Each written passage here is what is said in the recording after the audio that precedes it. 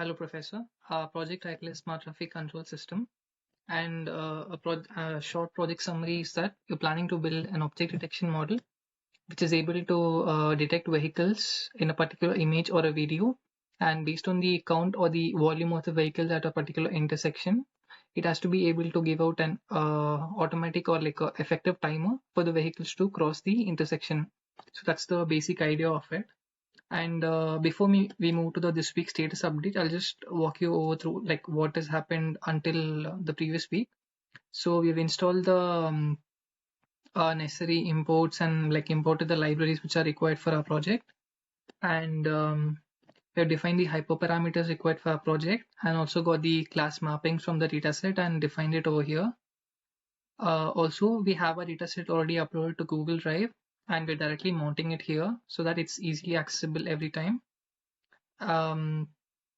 We are extracting all the images and labels from our dataset and storing it in two separate files, one for images and one for labels, so that it's easy to access and like do the training and everything.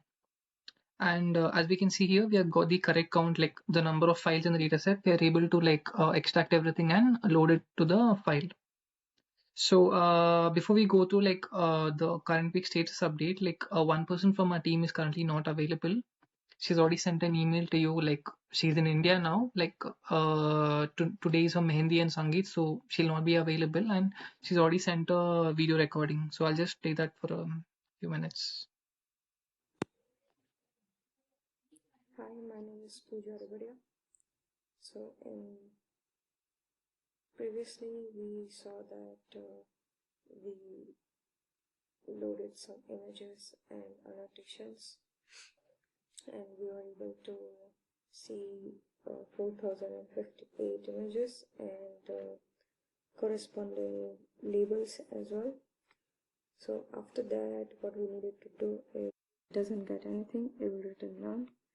Then it will store some boxes, so bounding boxes, and corresponding class labels from the label file. So here we have object for the image paths, bounding boxes, and classes.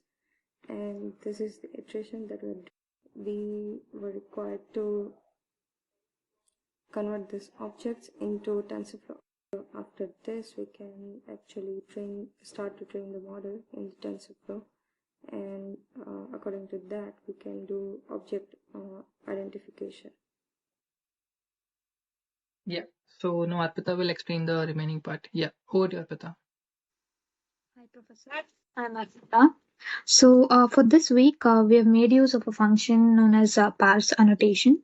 So I'll just explain what the function does. So in our data file, we have two files. One is image file, one is label file.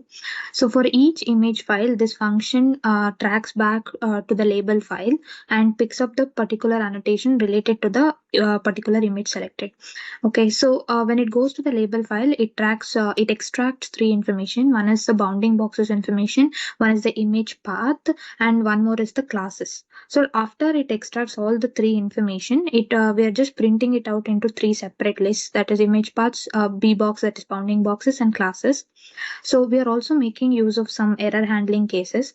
Like if we move up here, so imagine we have a particular image and it tracks back to the label file, and if it is unable to find the label, the particular annotation for the image, or maybe the file format is not valid and it's not able to find the particular file, then it will return us this output that it is invalid annotation format.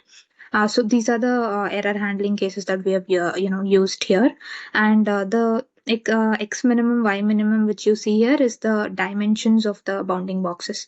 So all this process comes under parse annotation function, and we've also printed out the bounding boxes related information, and also classes, the different classes information, and image paths. So this is all which we have covered for this week, and for the coming week we will be doing data augmentation, like mainly loading the data set part, that is images, and data annotations, that is labels. So that is our plan for next week.